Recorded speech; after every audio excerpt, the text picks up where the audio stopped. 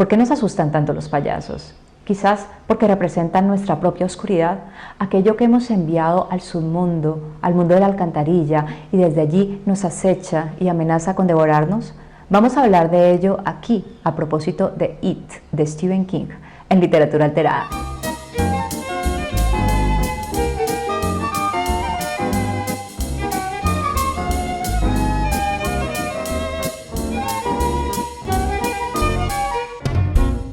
Los orígenes del payaso se remontan, como casi todos los elementos de nuestra cultura, a Grecia, en particular al dios Dionisio. Dionisio era el dios del travestimento, era el dios de la actuación, el dios del saber fingir, el dios que era todos los personajes, que era hombre y mujer, que era comedia y tragedia, al dios ambiguo por excelencia.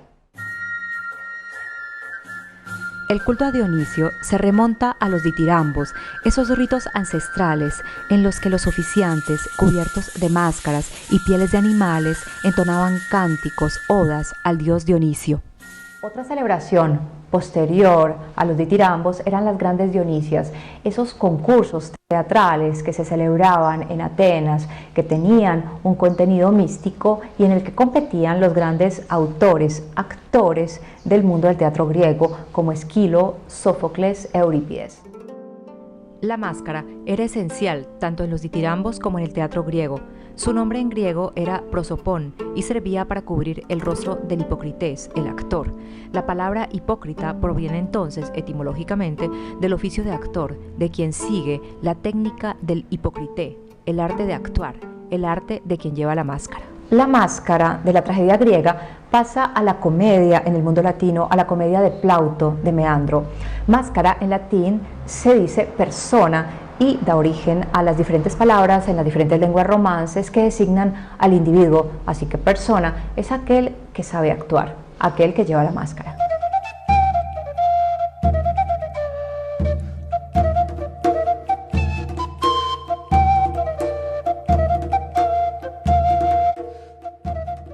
A lo largo del medioevo surge la figura del bufón de corte, generalmente un ser deforme físicamente que debe hacer reír, pero que en realidad es alguien que enmascara el dolor de su fealdad, la certeza de su monstruosidad con piruetas y bromas. Esta es la figura que evoca el Joker, el adversario de Batman, el monstruo que tiene una máscara de risa, que finalmente es el único capaz de develar la verdad, el único que se burla del rey en su miseria humana. Otro ancestro del payaso es el arlequino o arlequín, que proviene del mundo de la comedia del arte, de la comedia italiana del arte, que aparece alrededor del siglo XVI en Italia y que de allí se extiende a los teatros de toda Europa con gran éxito. El arlequín pertenece a la estirpe de Izzani, es decir, de los servidores, y que se opone a la estirpe de los amos. Pero Arlequín no es un servidor fiel, es un servidor engañoso que traiciona a sus amos. De hecho, se sirve de la burla del engaño para lograr sus objetivos y hace reír al público a través de la ambigüedad de su comportamiento. Pero este personaje simpático, burlesco, tiene un origen oscuro. Dice un monje benedictino del siglo XII, Ordericus Vitalis, que el arlequín es una deidad del mundo subterráneo, es quien lleva las almas al infierno. De hecho, etimológicamente la palabra arlequín proviene del germano antiguo, en que significa rey del infierno. De este personaje derivan otros, como por ejemplo Pedrolino, que en Francia se convierte en Pierrot. Lleva máscara blanca e inspira en el siglo XVIII en Inglaterra a los primeros clown modernos. El clown, el payaso entonces, proviene del mundo de la máscara, de los fingidores, de los hipócritas y también de las potencias obscuras, del reino del infierno. Es el que lleva las almas al inframundo, es la oscuridad que burla, es la animalidad que sabe hacer reír. Es Dionisio travestido de risa trágica. Pero volvamos al payaso de King, a It. En primer lugar quisiera decir que it es en inglés el pronombre impersonal, aquel que sirve para ocupar el lugar del sujeto en la oración cuando una oración no tiene sujeto, es decir, cuando tiene un sujeto fantasma. It entonces no es ni masculino, ni femenino, ni singular, ni plural, sino esencialmente ambiguo.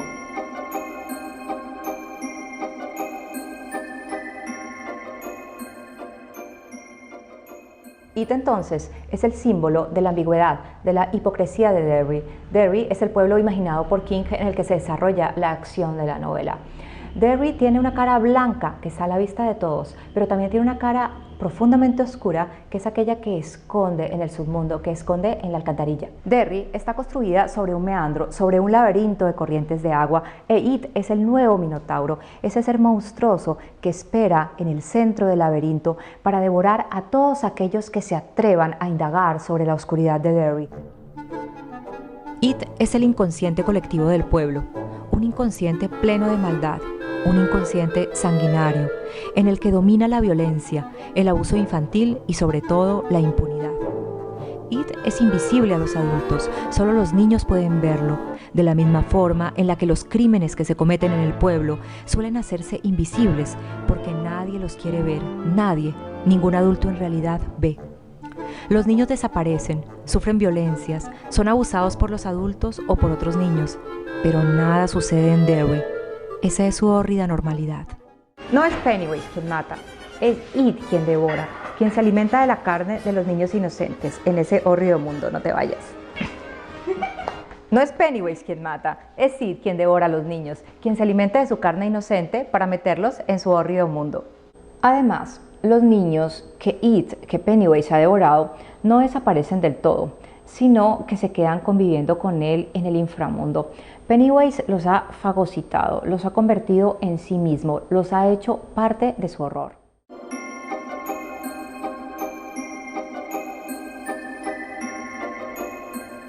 Cuando It es derrotado, Derry se desploma físicamente, porque los cimientos de Derry son Pennywise, la cosa.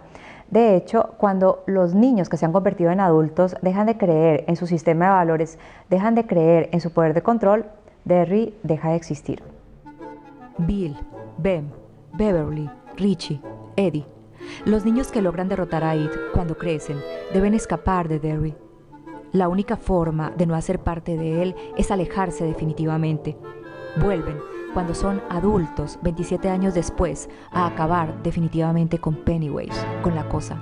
Son extranjeros en su propio pueblo, llevan las huellas del abuso y logran exterminar a eso solo porque recuperan por un momento su inocencia infantil. It es nuestro Dionisio enmascarado, pero escondido, encarcelado. Nosotros no lo celebramos como hacían los antiguos griegos en su magnífica animalidad enmascarada, quizás para exorcizar su poder, sino que por el contrario pretendemos esconderlo, someterlo, pero nos olvidamos que Dionisio es vital y eterno y gobierna la negra noche de nuestra alma, donde finalmente todos flotamos. Muy bien, espero que les haya gustado este video. Si es así, por favor, suscríbanse, como siempre. Y también quería invitarlos a que siguieran escuchando o a que escuchen la serie de audiolibros que estoy grabando. La semana pasada grabé la primera parte del primer capítulo de Drácula y la próxima semana voy a subir la segunda parte. Bien, síganme por favor en estos videos de los monstruos aquí en Literatura Alterada. ¡Chao!